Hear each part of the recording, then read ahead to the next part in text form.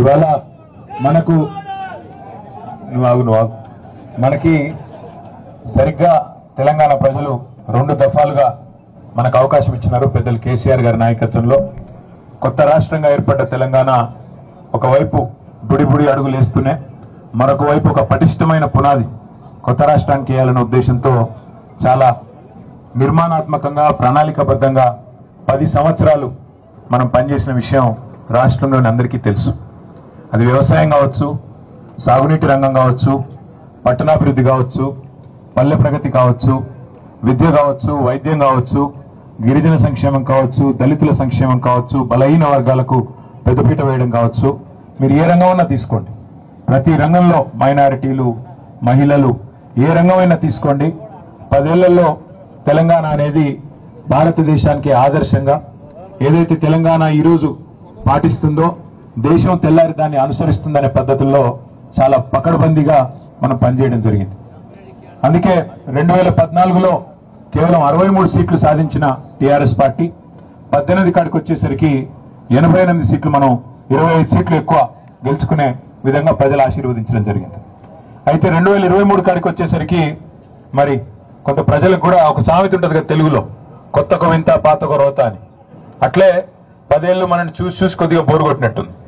అట్లే అవతల వైపు నుంచి కూడా హామీలు ఏవైతే గుప్పించారో 1, 2 కాదు, రైతులకి నోటికొచ్చినట్టు రాహుల్ గాంధీ గారిని పిలిచి వరంగల్కి పిలిచి రైతు డిక్లరేషన్ పేరిట 2 లక్షల రుణమాఫీ అని, 10,000 కేసీఆర్ గారు ఇస్తే మేము 15,000 ఇస్తామని, 2 పంటలకి కేసీఆర్ రైతు బంధు ఇస్తున్నాడు మేము 3 పంటలకు ఇస్తామని, అట్లాగే బోనస్ ఇస్తామని బోగస్ మాటలు, అట్లాగే మీకు అన్నింటికి అన్ని పంటలకు మద్దతు ధర దాని మీద నుంచి 500 రూపాయలు బోనస్ అని బోగస్ మాటలు చెప్పి రైతులను మోసం చేసినారు.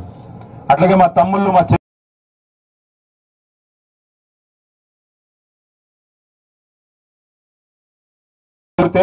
మీకు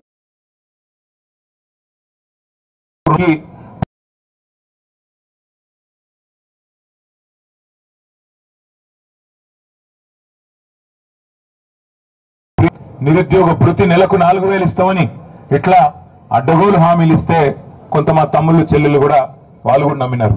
అట్లాగే మా ఆడబిడ్డలు కేసీఆర్ 1,00,000 రూపాయలు ఇస్తున్నాడు కళ్యాణ లక్ష్మి, మేము తులం బంగారం ఇస్తాం, కేసీఆర్ గారు ఇచ్చే కళ్యాణ లక్ష్మి పెళ్ళైన 2 నెలలకు వస్తుంది, నువ్వు లగ్న పత్రిక పెట్టుకోగానే నీకు ఇస్తా, తులం బంగారం మీ ఇంటికే పంపిస్తా, సోనియమ్మ చెప్పింది, ప్రియాంకమ్మ చెప్పింది అని చెప్పి ఉదరగొట్టే ఉపన్యాసాలు ఇస్తే వాళ్ళు కూడా పాపం ఫ్రీ బస్ అంటే, తులం బంగారం అంటే, నెలకు 2,500 అంటే ఈ భారీ ఈస్ట్మన్ కలర్ లో చూపెట్టిన సినిమా చూసి వాళ్ళు కూడా మోసపోయారు. అట్లాగే ఈ రాష్ట్రంలోని పెద్ద మనుషులు, పెద్ద వయసులో ఉండే వృద్ధులు వాళ్ళకు కూడా సినిమా చూపెట్టారు.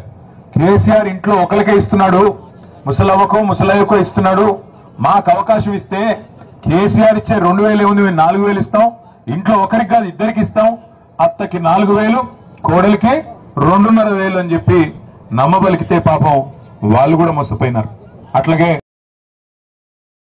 డిక్లరేషన్ పేరిట 40 సబ్ ప్లాను, 1,00,000 కోట్ల బడ్జెట్ అని చెప్పి ఏదేదో నోటికి వచ్చినాయని చెప్పుకుంటూ పోతే కొంతమంది బలహీన వర్గాల సోదరులు కూడా నమ్మి కాంగ్రెస్కి ఓటేసినారు.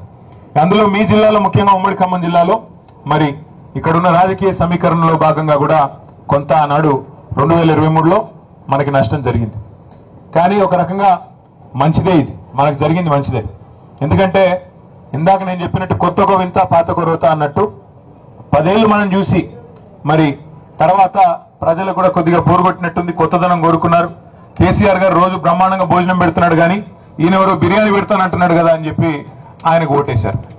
ఓటేసిన తర్వాత ఇవాళ 20 నెలల్లో ప్రజలకు అర్థమైంది ఏంటంటే ఓటేసిన పాపానికి కాంగ్రెస్ కాటేస్తుంది తప్ప, కాంగ్రెస్ కాటికి పంపుతుంది తప్ప పొరపాటున కూడా ఒక్కటంటే ఒక్క మాట కూడా నిలబెట్టుకోదు అనే విషయం ఇవాళ రాష్ట్ర ప్రజలకి, అన్ని వర్గాల ప్రజలకు కూడా పూర్తి స్థాయిలో అర్థమైంది. ఇవాళ ఎన్నికలంటూ వస్తే, ఇవాళ ఈ రోజు కనుక ఎన్నికలంటూ వస్తే ఏం జరుగుతుందో రేవంత్ రెడ్డికి తెలుసు, అదే విధంగా బీజేపీ వాళ్ళకు కూడా తెలుసు. కేసీఆర్ గారు 100 సీట్లతో ఏకపక్షంగా ఈ రోజు అధికారంలోకి వస్తారని ప్రతి ఒక్కరికి కూడా తెలుసు. ఇది వాస్తవం.